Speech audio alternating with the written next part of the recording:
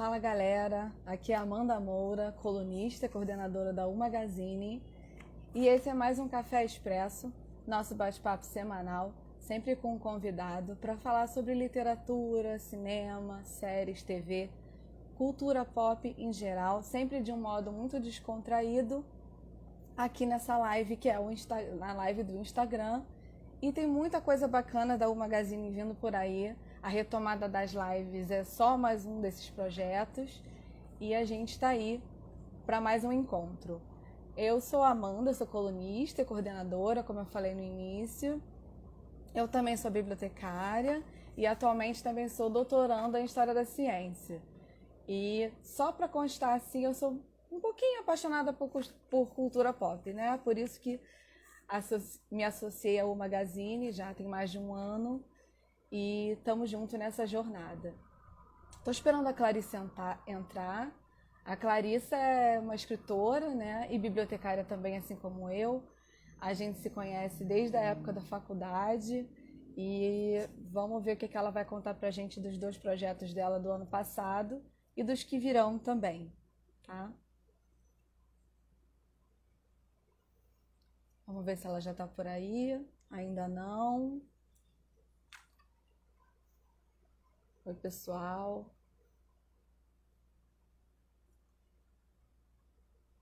Deixa eu convidá-la para a live.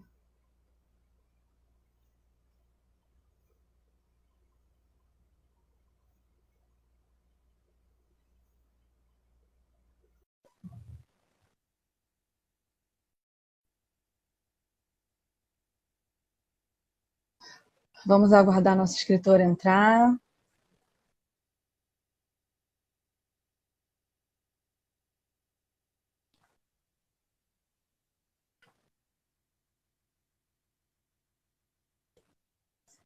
O Daniel já está aí também assistindo com a gente. Galera do Arena também.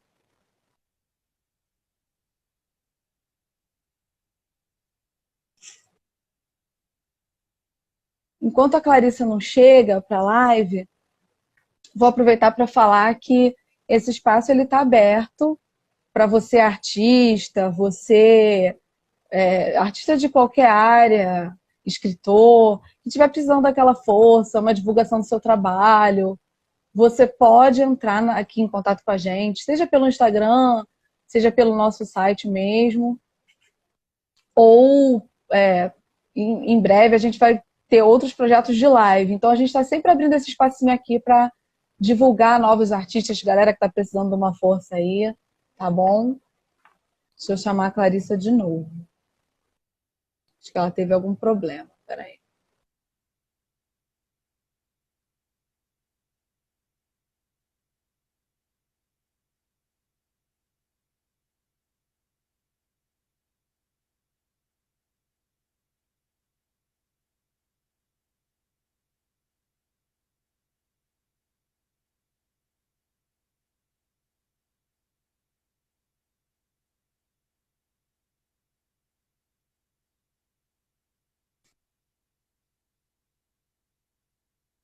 Divulgar o Daniel Gravelli. Claro, Daniel. Vamos fazer a próxima live. Eu te entrevisto na próxima live.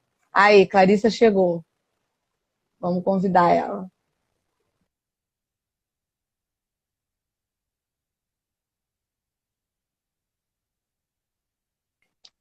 Acho que eu tô com problema técnico. Mas tô te vendo, tô te ouvindo. Desculpa, eu tava com alguns problemas técnicos. Acho que o problema era a operadora.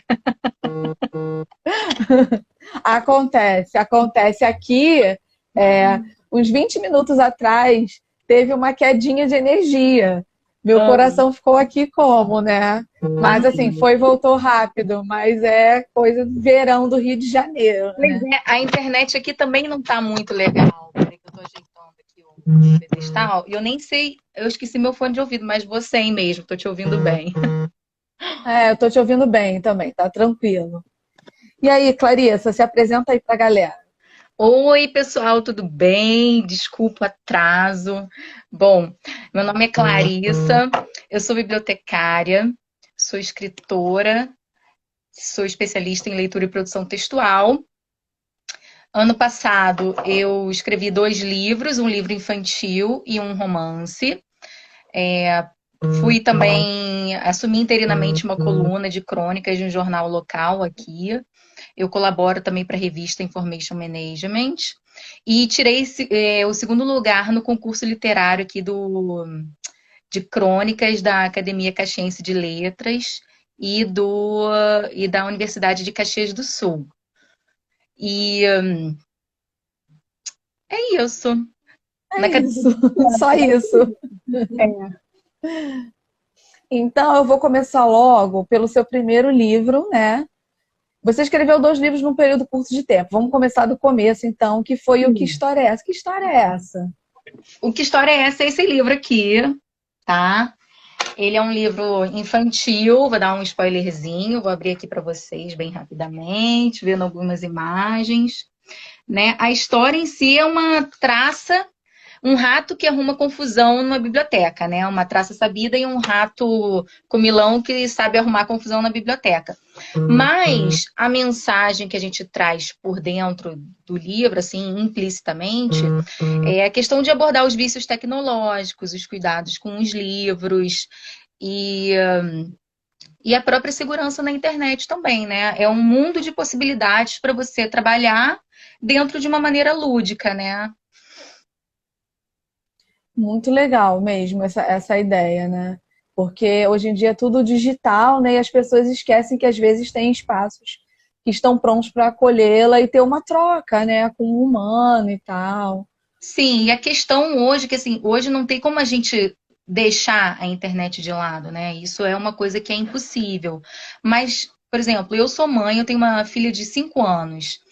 É, ela gosta, não tem como não dizer que ela não gosta de internet, de ver vídeos no YouTube. Claro que ela gosta, claro que ela vai utilizar, só que a gente tem que saber utilizar com moderação.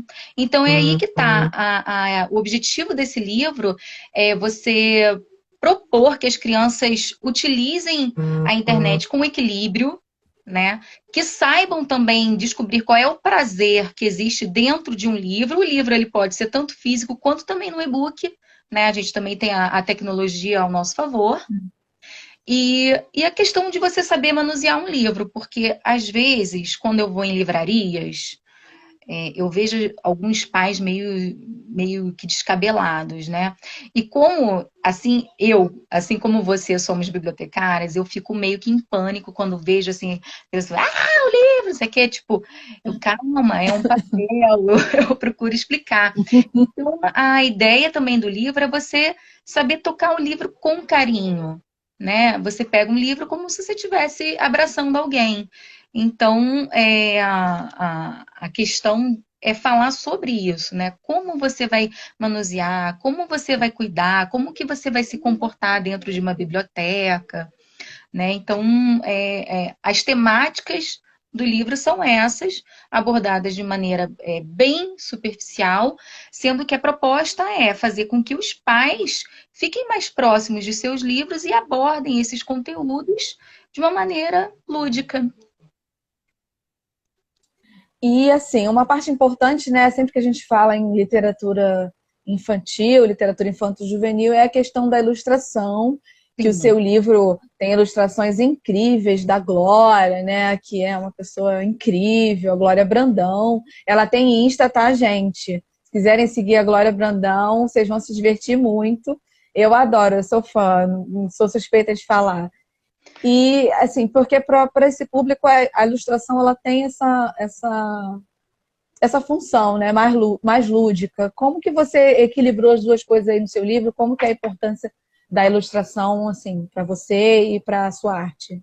Bom, para mim, eu tenho paixão por desenhos, né? Por desenhar, eu não tenho essa habilidade, né? Mas, enfim, Deus me deu a habilidade de escrever. E, particularmente, eu escrevo bem. Como eu sempre fui amante de literaturas infantis, sempre fui muito atraída pelo desenho, justamente pelo fato de não saber desenhar, e também das próprias histórias, que geralmente são bem filosóficas, né? eu observo que a imagem para criança, ela é o principal da história, né? Porque a criança ela é visual. A criança em idade pré-escolar, ela ainda não foi alfabetizada, ela está sendo alfabetizada, está iniciando o processo de alfabetização. Então, a imagem ela começa a perceber o mundo através de imagens, né? Através de figuras, né? Propriamente do livro, ou de um vídeo, ou de desenhos, né? E com isso, na minha percepção até, a ilustração ela é até o personagem principal do livro. Porque o que seduz a Uhum. criança não é propriamente o texto, e sim a ilustração, a questão de você observar o que tem naquela cena, quais são as possibilidades que aquela criança pode estar pensando, né? Nossa, por exemplo, aqui no livro tem, por exemplo, na primeira página do livro, né? Aqui é uma biblioteca, né? Então, assim, o que essa criança vai pensar? Como é essa biblioteca dentro desse livro? Né? Como é que ela vai imaginar isso? Então, o objetivo da ilustração, a gente induz a criança a imaginar como é aquela Uhum. biblioteca ou como é aquele cenário, e ela vai expandindo as suas possibilidades de observação através dessa imagem. É, eu acho isso também. Eu acho que por isso que assim é uma parte tão importante, né?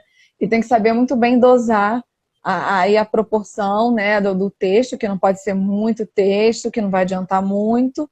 Tem que ser uma coisa equilibrada para sobressair os dois, né, para a criança, né, para que a imagem tenha esse efeito de incentivá-lo a ser um futuro leitor, né? Sim. E agora, de bibliotecária para bibliotecária, né? O seu livro, ele fala de um ratinho numa biblioteca e tal, que vive numa biblioteca, coisa e tal. E o que você acha que as bibliotecas e a gente também, profissionais da informação, bibliotecários, como que a gente pode contribuir para essa incentivo à leitura, né? Como é que a gente, nesse mundo aí globalizado, como que a gente pode contribuir, né? Bom, como bibliotecária, né, agora a gente falando como profissional da informação, né, de biblioteca, mais especificamente, o nosso papel, ele é de ajudar o leitor, né, ou o leitor em potencial, a descobrir aquilo que ele mais tem interesse, né, porque muitas vezes o leitor ele vem com uma certa abordagem e nem ele sabe explicar o que ele quer. Então, nós temos que começar a seduzi-lo, né? De que forma? Procurando qual é o assunto que ele gosta, qual é a temática, qual é o tipo de. Se ele gosta de algum livro que tenha mais imagem ou não. Não importa se a pessoa é adulta, porque às vezes as pessoas elas ficam. Nós que somos. Alguns ficam mais receosos de procurar, de pegar livros infantis ou livros com imagens por não sei por quê. Sinceramente, eu não sei. Porque a gente, através da imagem, a gente consegue pensar tanta coisa legal, né? Então, e construir outras narrativas dentro de uma imagem, né? Eu posso pegar um cenário aqui do meu livro e escrever uma outra história em cima desse cenário. Então, o nosso papel é tentar ajudar, fazer com que o leitor ou a pessoa que queira ler descubra aquilo que mais chame a atenção dela. Por exemplo, eu sou menos leitora, não que eu não leia. Eu leio e leio relativamente bem, mas eu escrevo muito mais do que leio. Por quê? Porque como bibliotecária, eu adquiri algumas técnicas, algumas habilidades de leitura que facilitam a minha assimilação e uma leitura é, mais rápida, digamos assim, né? Por isso que eu digo que eu escrevo mais. Mas e gosto muito de escrever crônicas, né? Então, por exemplo, se eu gosto muito de escrever crônicas, obviamente eu gosto de ler crônicas, né? Então, eu gosto de coisas assim muito objetivas, que me façam levar a uma reflexão. E qualquer livro, na verdade, independentemente do gênero, se é se é romance, se é crônica, se é um livro de poesia, um infantil, ele vai levar a gente a uma reflexão. E cabe a nós ajudar essa pessoa, conduzir essa pessoa a descobrir o que ela mais gosta. Uhum. E eu acho que, né, a biblioteca, enquanto centro de informação, né, porque as pessoas acham que, como a cultura do brasileiro ainda não é muito de frequentar esse tipo de espaço, né, são poucas pessoas que têm o hábito de ir à sua biblioteca de bairro, né, à sua biblioteca de centro cultural, elas acreditam que só vão encontrar livros, né, mas tem outras formas de leitura que a gente pode desenvolver, né? As histórias em quadrinhos, jornal, revista, isso tudo, para mim, na minha visão, né? Isso tudo é leitura, né? Leitura de imagem, né, também, porque Uhum, a gente vai, à medida que a gente aprende a ler, por muitas vezes a gente acaba esquecendo que a leitura de imagem também é importante para a nossa percepção de mundo, né? Porque é, a imagem, ela vai te levar a outras memórias, né? E a outros tipos de leitura, porque através de uma imagem eu posso também lembrar de um livro. Então, a biblioteca ela é um espaço de riqueza, é um tesouro que mal explorado, né? Agora, por culpa de quem? Será? Nossa, talvez, de repente a gente não faz muito bem o nosso papel? Será que é porque realmente a biblioteca é um lugar que está estereotipado de repente, só ter conteúdo antigo e na verdade não é só isso? Então, eu acho que a gente também deveria divulgar um pouco mais, né, a biblioteca como é, um espaço de lazer. também acho, acredito nisso também. E assim, pegando esse gancho, né, que a gente está falando aqui de incentivo à leitura e tal, normalmente muitas políticas, né, de incentivo, até mesmo editais de fomento e tal, elas focam muito a criança, né, incentivar a literatura na criança. Mas assim, a gente tem uma gama de pessoas no Brasil ainda que se alfabetizam adultas, né? Então, assim, é, você acha que realmente o foco tem que ser as crianças ou dá para diversificar um pouco essa questão do incentivo à leitura? Não, o incentivo à leitura ela deve ser diversificada. O incentivo à leitura, por exemplo, a criança, obviamente, ela sempre vai ter talvez, na minha percepção, ela sempre vai ter um foco maior por ser a base, né? É. É de criança, geralmente, né, generalizando, é de criança que a gente aprende a ler. Mas o incentivo à leitura, ela é uma questão que deve ser adquirida de casa também. Por exemplo, se eu não adianta nada eu incentivar a leitura e uma criança não observar um pai e uma mãe lendo. Ela não vai adquirir esse gosto, Uhum. né? Os adultos, os projetos para os adultos, a questão de incentivo à leitura para os adultos, poderia ser um pouco mais atrativa à medida que eu possa fazer uma roda de leituras em debates e aprofundar a própria questão da biblioterapia, né? Pegar um tema central e refletir com essas pessoas de que forma que eu posso estar melhorando a minha vida, adquirindo mais autoconhecimento, aumentando a minha percepção de mundo, enriquecendo o meu intelecto e, e, e incentivando também propriamente a escrita também, né? Porque à medida que eu leio, que eu pratico a leitura, fazendo uma associação, eu vou acabar escrevendo melhor. Então, está tudo englobado, né? Então, a Uhum. questão do incentivo à leitura para o adulto, é, creio que ela creio que ela é um impasse, porque os próprios adultos colocam como um impasse.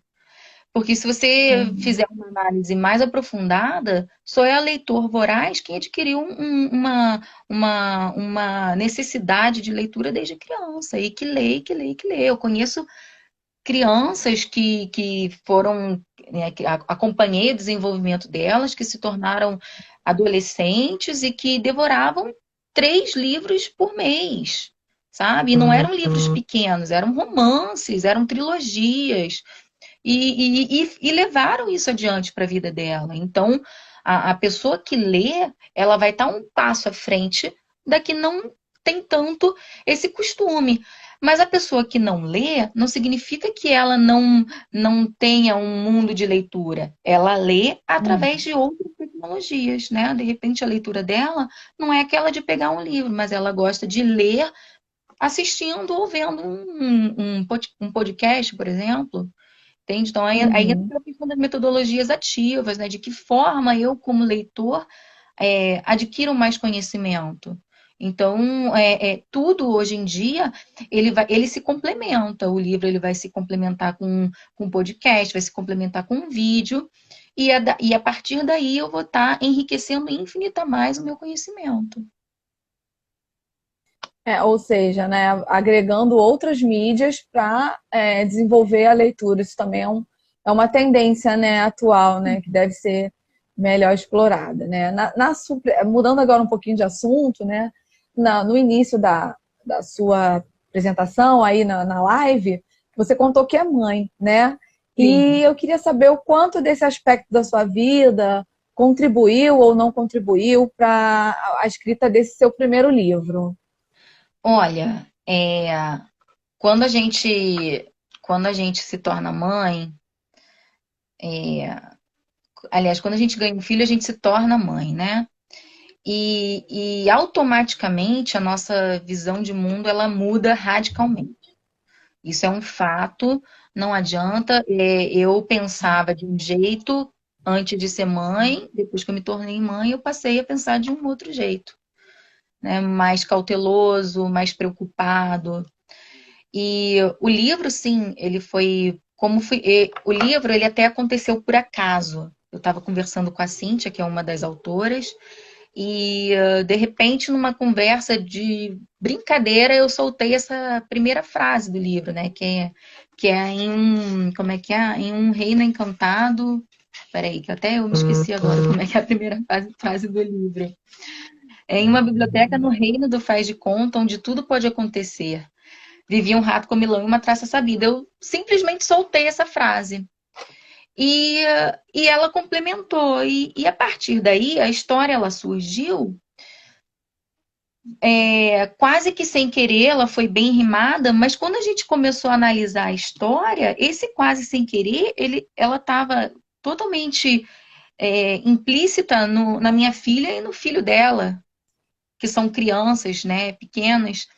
E lendo mais analisando mais profundamente ainda quais são os conteúdos implícitos que a gente pode explorar através dessa obra, a gente viu que isso realmente tinha muito a ver com as crianças, e não só porque eu sou mãe, mas ela realmente ela se conecta com a vida de outros pais. Porque se você, por exemplo, pegar a questão dos vícios tecnológicos, as crianças que ficam assistindo muitos vídeos no YouTube, ela se torna, consequentemente, uma criança mais hiperativa. E isso vai afetar o sono dessa criança. E, consequentemente, vai afetar também o nosso sono como pais, porque nós não vamos mais dormir. Então, tudo está conectado. Então, sim, ela colaborou, claro que não no texto, mas ela teve o dedo dela na participação da representação dos personagens. Ah, como é que você acha? Assim tá legal? Assim não tá? Não, assim eu não gosto, assim eu gosto. E a gente foi lapidando conforme eu tinha como ideia, a Cíntia tinha como ideia, e as crianças também traziam como ideias. Gente, o espaço aí, os comentários estão abertos para vocês perguntarem, tá? Quem estiver assistindo, que tiver algum comentário a fazer, alguma pergunta para Clarissa, pode usar aí os comentários aí tranquilamente para fazer isso, tá? Nossa, Aí, ó. obrigada. Ai, que lindo!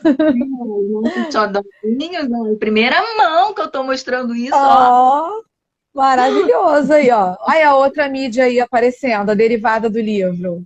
Ó, que Claro, maneiro. fazer isso daí crescer. É isso aí.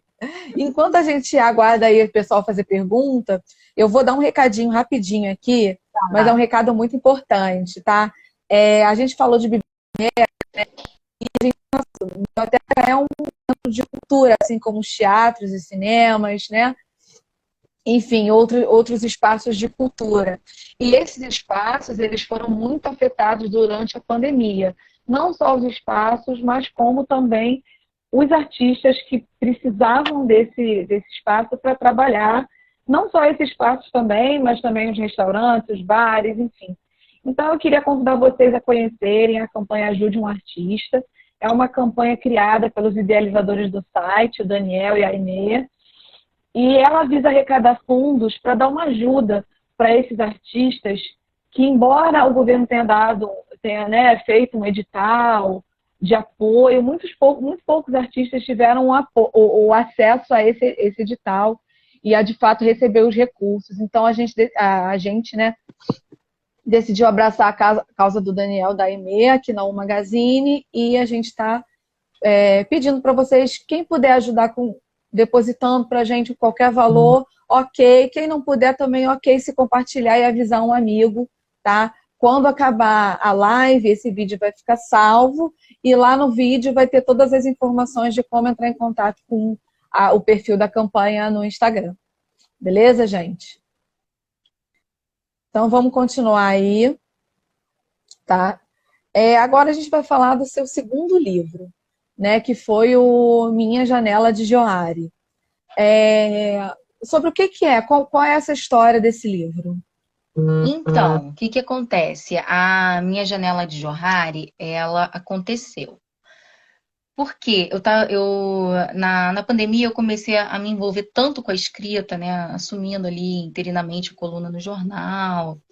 E eu comecei a ver que a escrita, eu sempre escrevi, mas eu tinha parado durante um tempo de escrever, porque eu tinha ficado braba com a escrita, ou comigo, não sei o que que aconteceu. E, e eu voltei a ter esse gosto justamente na pandemia, que eu começava a colocar as reflexões que eu fazia, né, as, as memórias que eu tinha de viagens, e passava isso para o papel, isso me fazia bem. E à medida que eu fui escrevendo, né, tanto o jornal quanto para a revista de São Paulo, eu comecei a sentir muito mais vontade, muito mais sede de escrever, porque eu via que aquilo realmente estava aliviando, parecia que era um grito preso, sabe? Então eu comecei a procurar, eu falei, poxa, eu vou participar de concursos, né, de concursos literários. Aí eu escrevi a primeira crônica, essa que eu tirei o segundo lugar, e, e aí eu fui atrás de outros concursos, mas de crônica. E curiosamente, eu no dia, eu sei até o dia, no dia 18 de setembro, eu encontrei um edital do Prêmio Kindle de Literatura para a categoria romance. E, e faltava um mês para acabar o edital, né? Tipo, por exemplo, o edital foi aberto 18 de agosto, eu descobri em 18 de setembro, e eu precisava entregar essa obra dia 18 de outubro, que era o prazo final.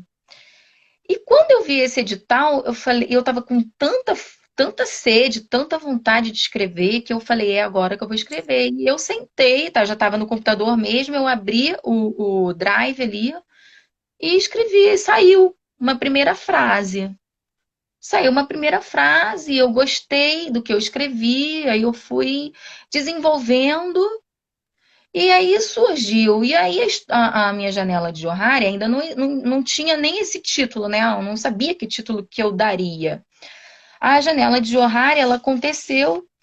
A história, ela é de uma mulher que ela se encontrava em algum problema muito grande, interno, e resolveu largar tudo no Brasil e foi embora. Foi embora para a Europa.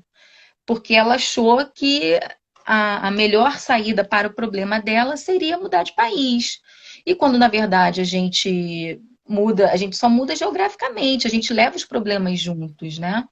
Então, a partir daí, começa a visão dela de, poxa, eu mudei minha vida, eu estou num lugar diferente, tudo bem, eu sei falar o idioma, mas eu não conheço ninguém, eu tô com crises internas, e aí ela entra naquele desespero de se conhecer, de descobrir os 4 eus que habitam em todos nós. Por isso que se chama Minha Janela de Johari, porque janela de Johari é um instrumento que é utilizado na psicologia, tanto na psicologia quanto na administração, que faz uma análise dos 4 eus que habitam em todos nós e que nem todos nós sabemos que esses 4 eus existem em nós, porque às vezes nós mesmos camuflamos. E aí a história se envolve nisso, né? Na questão dela de autoconhecimento, de se autodescobrir, mas tem romance envolvido, tem viagem envolvida, ela relata o lugar dela, onde ela está, o que acontece, as emoções, como é que ela se livra daquilo, por que ela sente culpa, por que ela deveria culpar alguém ou o outro, ou na verdade se ela era culpada, e vai nesses questionamentos. Então foi assim que surgiu a história.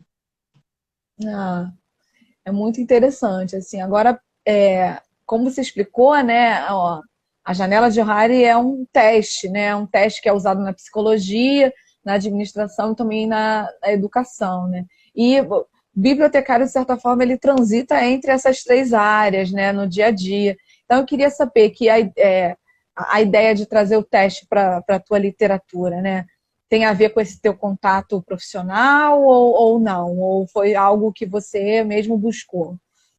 Não, foi algo que eu mesma busquei. Eu mesma busquei, porque na verdade, o livro, a história, a personagem, não sou eu, mas tem, claro, considerações minhas ali, óbvio, né? Não vou dizer que não, eu não sou ela, eu não me passo por ela, mas tem alguns questionamentos que vêm sim de um processo de autoconhecimento. Né? Porque eu acho que a gente Uhum. veio para esse mundo, eu não posso morrer do jeito que eu nasci, eu tenho que evoluir.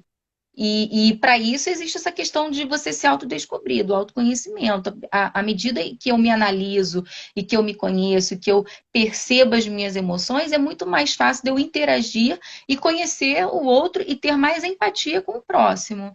Então, a Uhum. questão da minha janela de Johari, até eu estava em desespero, porque eu precisava escolher um título e não me via o título, e aí eu troquei uma ideia com a minha psicóloga, eu tenho uma psicóloga, mas e ela, claro que a gente nunca pode ser amigo de psicólogo, né? Senão vai deixar de ser nosso psicólogo e meu objetivo é eu não vou nela com frequência, mas eu perguntei para ela, eu falei, olha, eu tenho isso aqui, isso aqui. Ai, Clarissa, eu acho que de repente se você utilizasse alguma coisa de Johari seria bacana. E aí surgiu o livro de ser Minha Janela de Johari e encaixou bem com a personagem, com os dilemas que ela vive, né? É. E aí, falando agora que a gente já falou sobre os dois livros que você escreveu, né, e tal, a gente chega meio que no tema central aqui dessa live, que é como é que foi o processo de lançar dois livros para públicos diferentes, né, num espaço curto, e como é que foi aí a sua dinâmica de escrita considerando essas duas diferenças de público, assim. Tá. O livro infantil foi muito simples, porque ele aconteceu, foi num diálogo meu com a Cíntia, a gente começou a conversar e eu soltei a primeira frase, ela completou, e aí acho que em 2 dias assim a gente começou a dialogar, né? Tanto que uma frase é minha e outra é dela. E a história surgiu, a gente foi lapidando, claro, né? Nunca é uma coisa assim de primeira, não, vamos alterar essa palavra, vamos. Mas foi assim, bem simples, e a gente realmente pensou no público infantil. Ah, vamos abordar esse assunto. A gente já tinha essa vontade de escrever um livro, de publicar um livro, e simplesmente aconteceu. O processo de construção do livro, né, foi infinitamente mais demorado. Um livro infantil, ele demora mais do que um romance. Uhum. Quer dizer, para mim, né, no meu caso, demorou mais o processo de construção de um livro infantil do que do romance. Porque o livro infantil a gente levou pelo menos 6 meses até deixá-lo pronto, né? A gente começou em fevereiro do ano passado, março, final de fevereiro, esse vai fazer agora um ano esse mês, e em outubro o livro estava pronto.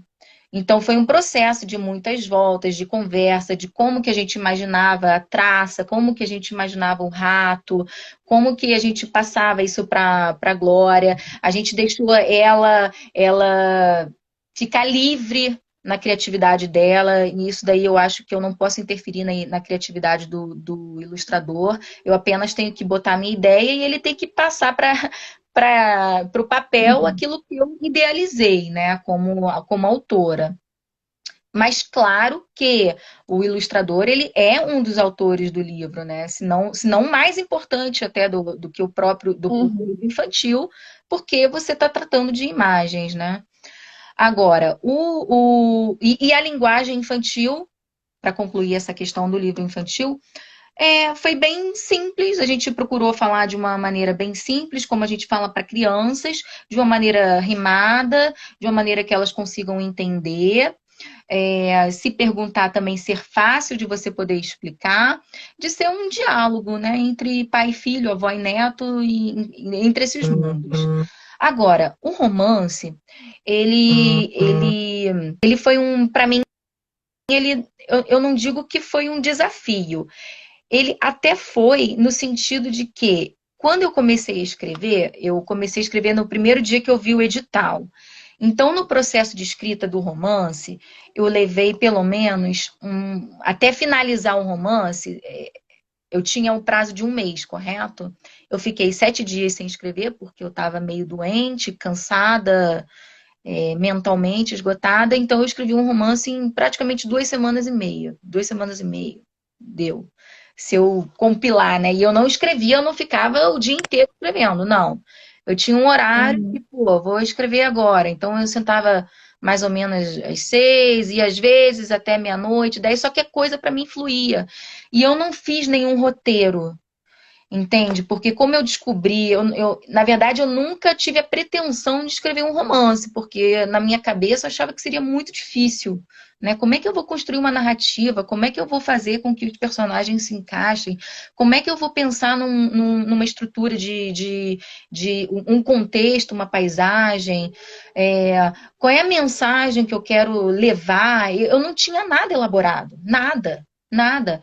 Então, a partir de uma primeira frase, o meu método de escrita foi o seguinte: eu, eu comecei a escrever, eu escrevi a primeira página, ela fluiu muito bem a primeira página, e aí eu mostrei para minha mãe e para meu pai: pô, mãe, pai, lê isso aqui, o que que vocês acham? Poxa, gostei. Gostei, achei legal, vai em frente. Aí eu continuei.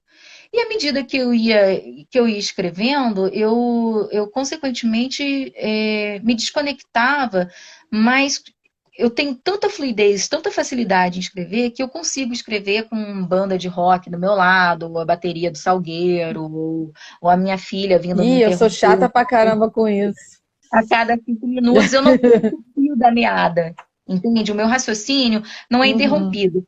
E porventura o meu raciocínio for interrompido, eu penso que era para ter sido interrompido para eu dar um outro tipo de segmento à história, entende? Então eu não me prendia a roteiros, eu pegava uma música clássica, me deixava eu ficava envolvida com o ritmo dessa música. Às vezes eu escutava um heavy metal, depende de como era o capítulo, qual era a emoção que eu queria trazer pro livro. Então eu associava os ritmos de música com o sentimento que a personagem estava sentindo. Não, no caso eu apenas fui Uhum. o intermédio, eu só fui o interlocutor, né?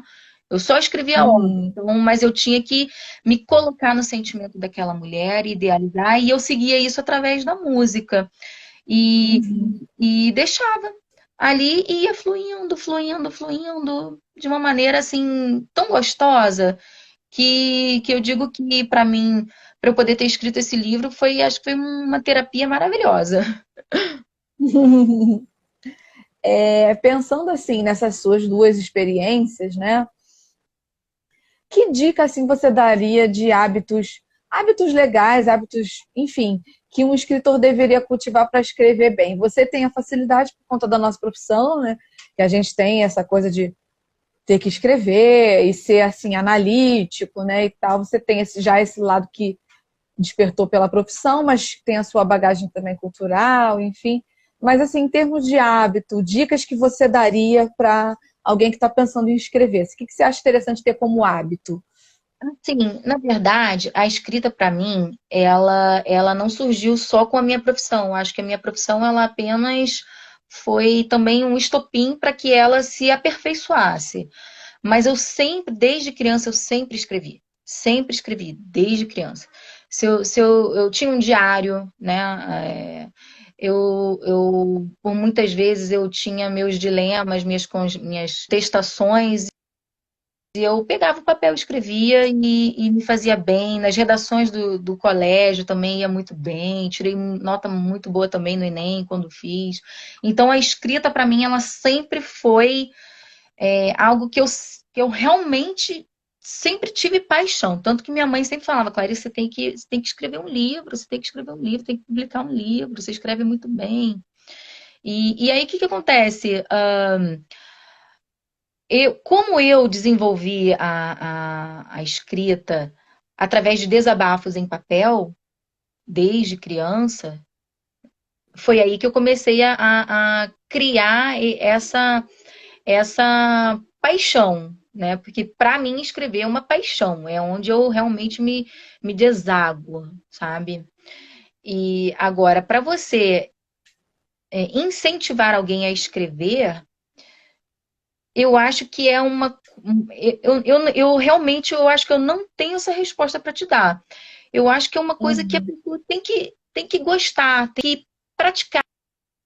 Por mais que, por exemplo, ela possa não ter habilidade da escrita, ela possa talvez querer escrever, de repente ela não sabe como transmitir aquilo para o papel. Mas se ela não sentar e escrever, ela nunca vai conseguir, porque a escrita é treino. É treino. Por exemplo, quando eu escrevo as crônicas, eu estava escrevendo para o jornal, ou para a revista, enfim, qualquer tipo de coisa que eu escrevo, eu preciso escrever, me desapegar do texto, né? Deixar aí pelo menos ele em stand-by 2, 3 dias, de repente uma semana, para me desapegar emocionalmente do texto, porque quando a gente escreve, nós estamos ali de certa forma e a gente se apega e a gente acha que o texto está perfeito, o texto não está perfeito. Né? Então, a gente tem que ler, a gente tem que reler, a gente tem que ver, poxa, será que realmente essa frase que eu falei era o sentido correto que eu queria dar para a pessoa? E ir treinando, e ir reescrevendo. Então, vamos supor que uma dica aí, surgindo então uma dica, vamos supor que você pegue um texto que você escreveu, sei lá, 5 anos atrás, e você encontrou com esse texto. Você vai ler, você fala, nossa, escrevi isso, coisa horrível. Então você vai pegar aquele texto, você vai treinar em cima daquele texto. Né? Você vai desenvolver aquele texto mais ainda, você vai incrementar aquele texto, né? Porque uma coisa é eu chegar e falar assim, eu poderia muito bem escrever um livro assim, a Maria foi comprar banana na padaria, né? Tipo assim, poxa, mas se a Maria foi comprar banana na padaria, o que aconteceu nesse meio tempo? Né? Poxa, a Maria desceu, pegou o elevador. Poxa, ela encontrou o fulaninho de tal, o síndico, começou a conversar com o síndico que estava tendo uma briga lá na portaria do prédio. Aí ela saiu braba da vida, foi para a padaria comprar a banana, de repente ela viu que não era na padaria que ela precisava ir no mercado ou na feira. Você está entendendo? Eu incrementei uma frase com outras Uhum. cenas e fui acrescentando elementos que prendam a atenção do leitor. E quando a gente quer prender a atenção do leitor, não adianta eu escrever coisas, palavras difíceis, palavras, a questão formal. Claro, você tem que ter uma formalidade da palavra, você tem que saber escrever bem, óbvio, isso é uma coisa natural, mas se eu colocar elementos difíceis, palavras difíceis, as pessoas elas não vão se interessar pelo meu texto. né?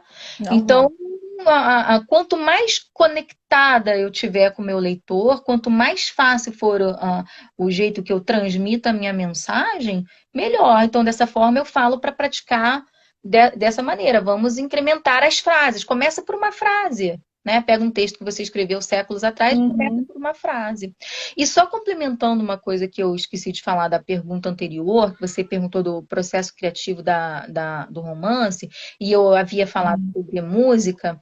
Muitas das músicas que eu utilizei para a elaboração do meu livro, eu criei uma playlist no Spotify, que é chamado Minha Janela de Johari. Então, ali estão as músicas que eu Uhum. acabei me inspirando para escrever o livro. Ah, ótimas dicas. Deixa eu dar uma conferida aqui no horário, só para o Facebook não expulsar a gente. A Tá. gente já está com quase 50 minutos. Então, assim, eu vou, para finalizar, aí eu queria que você falasse aí um pouco dos seus projetos atuais, paralelos, não só livros, e os que estão para vir, outros livros, quem sabe. Então, Conta vamos. aí pra gente um pouquinho mais de você.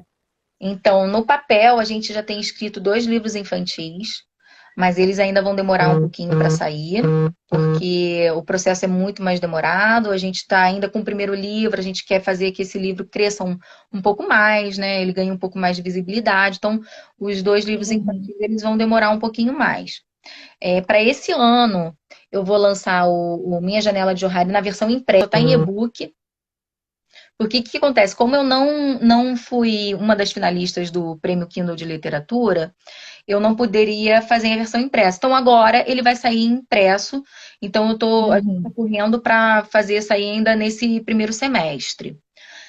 Para esse ano ainda eu também quero lançar as minhas crônicas, um livro de crônicas. Aí seriam crônicas de viagens, algumas que serão compiladas do jornal para onde eu estava escrevendo e outras que não foram publicadas. Então, eu tenho aí esses 2 projetos para esse ano e já iniciei a escrita do meu segundo romance. Então, ainda bem no início, mas como eu estou agora um pouco parada, eu já escrevi 3 páginas do romance, dei uma parada porque eu estou estudando muito algumas técnicas de escrita, né, que eu quero me aperfeiçoar. E então, eu dei uma parada para estudar isso, mas também vai sair um segundo romance. Agora eu ainda não tenho a previsão, mas o segundo romance eu já posso adiantar que vai ser não é um complemento, vai ser uma contra-história da Minha Janela de Johari, só que aí eu estarei escrevendo como homem. Ah, tá. Muito interessante. Muito bom. Já estou ansiosa para saber já. É, Então, gente, Clarissa, muito obrigada por você ter separado esse tempinho para falar com a gente, falar da sua carreira aí literária aí que começou já com tudo ano passado. Tamo junto, que precisar, o Magazine tá aí. Ah, gente, eu esqueci de falar também no início, eu fiz uma entrevista com a Clarissa sobre o Que História é Essa, que tá lá no site da U Magazine, tá? Quem tiver interesse em ler, tá bem legal. Pode ler também a entrevista lá no nosso site, tá E para bom? quem quiser Então, também gente, é isso. adquirir o livro, tá? Só para falar, ele está disponível ó, em book só na Amazon, tá? Mas o livro físico aqui, ó, Que História é Essa? Atrás ainda não está disponível, mas o livro ele tá. Você pode comprar a versão impressa tanto na Amazon quanto na Americanas, no Submarino, no Mercado Livre, no Ponto Frio. Tem algumas plataformas que ele está disponível para aquisição, tá? Na estante virtual também. E o Janela de Johari, por enquanto, só na versão e-book. Tá na Amazon, e assim que sair a versão impressa, eu vou dizer onde é que ele estará sendo vendido, mas também provavelmente nessas mesmas lojas em marketplace. Beleza. Joia. Galera, até semana que vem. Não vai ser eu que vou estar aqui, provavelmente vai ser o Daniel. E é isso, essa live vai ficar salva no IGTV. Pode espalhar para os amigos aí que não entraram na live, que vai dar para assistir depois tranquilo. Beleza? Te Então é isso, agradeço. gente. Tchau, Tá? tchau. Obrigada por todo mundo que assistiu. Se vocês quiserem falar comigo, podem me adicionar. Estou sempre aberta a conversar com todo mundo, tá? Amanda, um beijo grande, sabe que você tá no meu coração. Beijo. Beijo, amiga. Tchau.